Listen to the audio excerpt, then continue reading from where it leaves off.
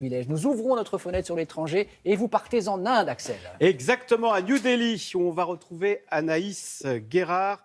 Anaïs, ce matin, vous nous parlez évidemment d'une ressource essentielle pour l'Inde et d'ailleurs pour le monde entier, c'est l'eau. Sauf que l'eau, elle manque cruellement en Inde et ce sont des villages entiers qui se vident à cause du manque d'eau. Bonjour, oui, c'est un défi ici, rendez-vous compte, 98% des Indiens n'ont pas de robinet d'eau potable chez eux. Et le problème est encore plus criant dans les campagnes.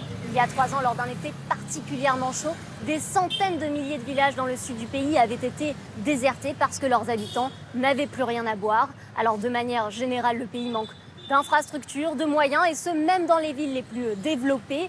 Le véritable problème, c'est que l'eau dans les nappes souterraines est polluée. C'est le cas notamment à Bangalore, une ville de 11 millions d'habitants, où une jeune femme a décidé d'agir pour préserver cette ressource donc devenue précieuse. Elle s'appelle Garvita Gulati, elle a 22 ans. Je vous propose de découvrir son portrait. Son engagement pour l'eau a commencé dans les restaurants indiens.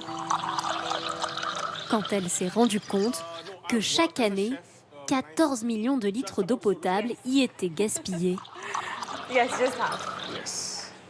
De l'eau non consommée par les clients, restée dans les verres et ensuite jetée. Garvita Gulati a alors l'idée d'encourager les restaurateurs à ne servir les verres qu'à moitié. L'idée, c'est de donner des verres d'eau à moitié pleins au lieu de les remplir complètement. De cette manière, vous ne gaspillez pas. En 7 ans, Garvita a convaincu plus de 500 000 restaurateurs, comme Abhinav Varma. Je pense que ça nous a aidés en tant que restaurateurs à prendre conscience de ce que nous faisions et de l'eau que nous gâchions. Et ça nous a aussi fait économiser de l'argent. Garvita bouscule, à commencer par ses proches, comme sa mère dont elle a fait évoluer les habitudes. Avant, quand je lavais le riz, je jetais l'eau.